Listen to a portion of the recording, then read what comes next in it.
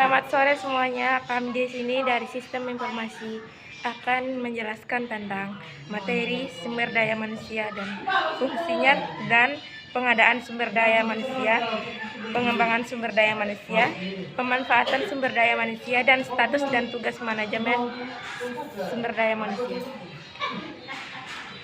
Di sini perkenalkan, nama saya sebagai Nur Halila Nurdin dan teman saya Guido Yansen Seto. Kami akan menjelaskan materi tersebut.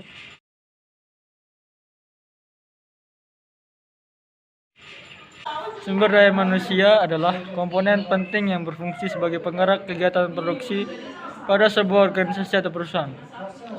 Agar bisa selaras dengan visi dan misi perusahaan, SDM harus diseleksi. Oleh karena itu, perusahaan perlu menerapkan manajemen sumber daya manusia yang baik demi terwujudnya tujuan organisasi. Tugasnya adalah untuk mengembangkan perusahaan dengan menerapkan nilai dan budaya perusahaan dengan sistem manajemen tertentu. Manajemen sumber daya manusia melalui divisi AR juga harus memastikan bahwa perusahaan memiliki tim yang solid dengan memberikan pemberdayaan karyawan. Pada dasarnya, manajemen sumber daya manusia melibatkan kebijaksanaan dalam keputusan yang berpengaruh terhadap karya tenaga kerja. Sumber daya manusia memiliki konsep dasar yaitu menempatkan semua karyawan sebagai manusia. Ini berarti bahwa karyawan bukan hanya sebagai mesin pendukung saja. Hal paling penting dalam manajemen ini adalah manusia, karena manusia di sini memiliki posisi sebagai objek dan subjek utama.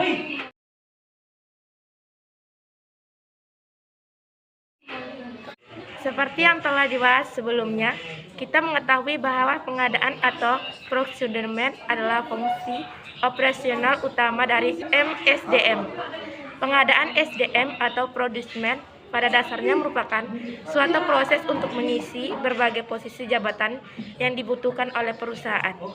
Proses pengadaan ini biasanya terdiri dari penarikan, seleksi, sampai penempatan karyawan sesuai kompetensi yang dimilikinya. Karyawan merupakan aset penting bagi perusahaan dalam mencapai tujuan. Pengadaan karyawan yang kompeten dan berkualitas akan mencerminkan keberhasilan perusahaan dalam meraih tujuannya di masa depan.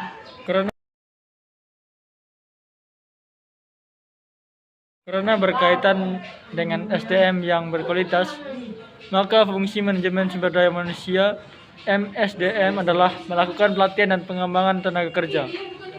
Divisi AR bersama dengan pihak manajer bertugas menyusun dan membuat program-program pelatihan bagi karyawan. Pelatihan ini bahkan sudah diatur dalam Undang-Undang pada tahun 2003. Pelatihan kerja adalah aktivitas untuk meningkatkan dan mengembangkan kompetensi kerja dan produktivitas, serta penanaman nilai kedisiplinan, etos. Ini ulang serta. Ini Serta penanaman nilai kedisiplinan etos kerja pada tingkat keterampilan dan keahlian tertentu yang sesuai kualifikasi pekerjaan dan jabatan.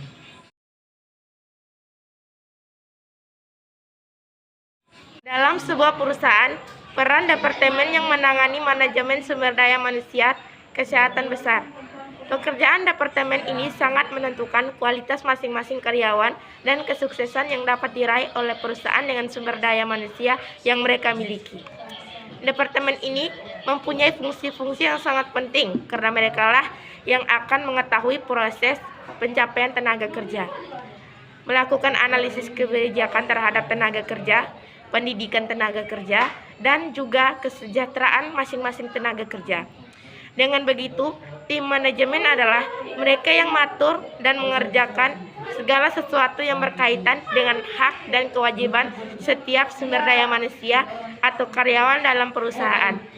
Manajemen ini termasuk dalam manajemen kinerja karyawan, pelatihan dan pendidikan karyawan, administrasi, komunikasi, gaji, dan kompensasi kesehatan, keamanan hingga pengembangan organisasi.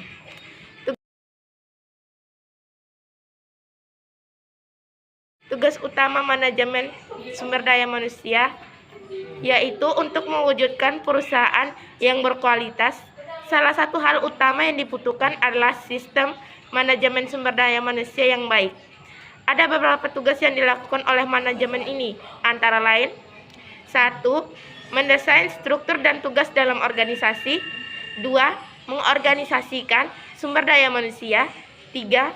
Menilai kinerja karyawan. 4. Karyawan yang mengembangkan. Perencanaan SDM adalah suatu proses yang dimulai dari pengembangan informasi yang membantu para manajer membuat keputusan-keputusan yang baik. Informasi ini dipakai untuk mencapai tujuan-tujuan perusahaan.